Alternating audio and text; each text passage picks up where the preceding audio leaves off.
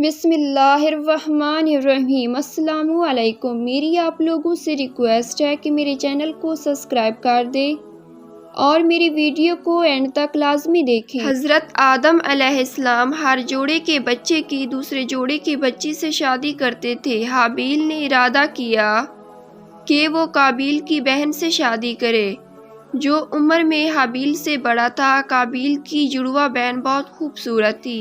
قابیل اس قانون کو توڑ کر خود اپنی جڑواں بہن سے شادی کا خواہش مند تھا۔ حضرت آدم علیہ السلام نے اسے حکم دیا کہ اپنی بہن کی شادی حابیل سے کر دے، لیکن اس نے انکار کر دیا۔ آپ نے دونوں کو قربانی کا حکم دیا۔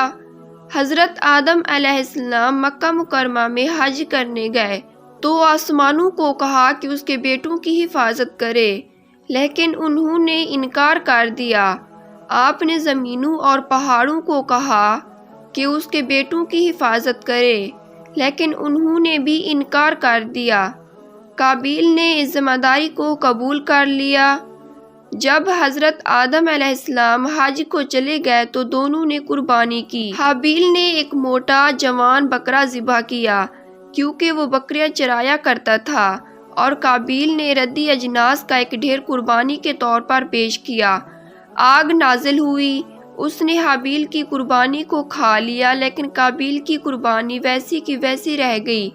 قابیل ناراض ہو گیا، وہ غصے سے کہنے لگا میں تجھے قتل کر دوں گا تاکہ تو میری بہن سے شادی نہ کرے۔ حابیل بولا اس میں غصے کی کون سی بات ہے، قربانی تو صرف مقتیوں کی قبول ہوتی ہے۔ جب دونوں بھائیوں نے قربانی کی تو حضرت آدم علیہ السلام وہاں موجود تھے اور ان کی قربانی کی قبولیت کی دعا کر رہے تھے، لیکن جب حابیل کی قربانی قبول ہوئی اور قابیل کی رد کر دی گئی تو قابیل نے کہا اے ابا جان، قربانی کی قبولیت حابیل کے تقوی اور حق بجا ہونے کی وجہ سے نہیں، بلکہ یہ صرف آپ کی دعا کی برکت کی وجہ سے ہے۔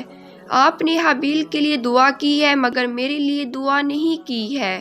پھر اس نے حابیل کو قتل کی دھمکی دی۔ ایک رات حابیل نے چراگاہ سے آنے میں دیر کر دی تو حضرت آدم علیہ السلام نے قابیل کو بھیجا کہ وہ دیکھے حابیل نے دیر کیوں کی ہے۔ یہ چراگاہ میں پہنچا تو حابیل وہاں موجود تھا۔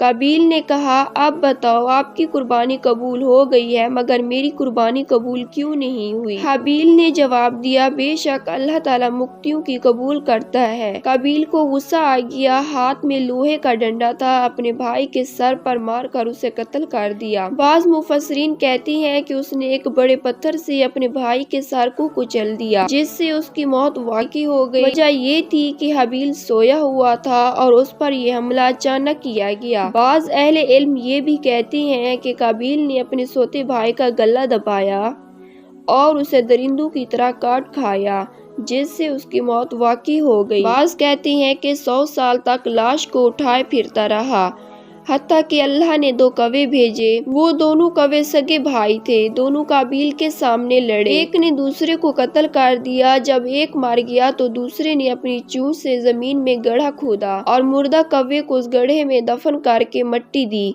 اور جگہ برابر کر دی۔ قابیل دیکھ کر کہنے لگا ہائے افسوس، تو کوے سے بھی عاجز نکلا، اس طرح بھائی کی لاش کو دفن نہیں کر سکا۔